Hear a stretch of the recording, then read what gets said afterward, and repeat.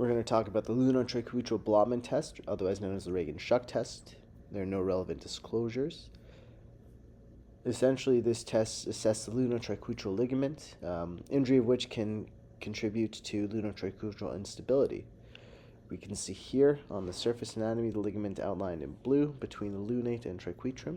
So for our examination maneuver, we're going to want to palpate the lunate as indicated by the blue circle here, and the triquetrum adjacent to it in the red circle just distal to the ulnar head, using our thumb and index finger to stabilize the carpus. And we're going to try and ballot the lunotriquetral joint by using a anterior and posterior directed force.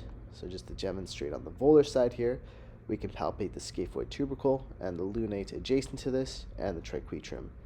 And again, stabilizing with our thumb and index finger, we try and ballot the joint. Conversely, we can also get the patient to flex their arm up and pronate their hand with their palm facing towards the examiner.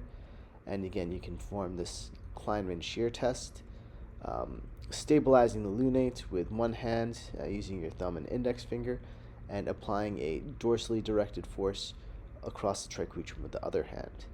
And these tests are positive if there is increased motion when compared to the contralateral side and pain.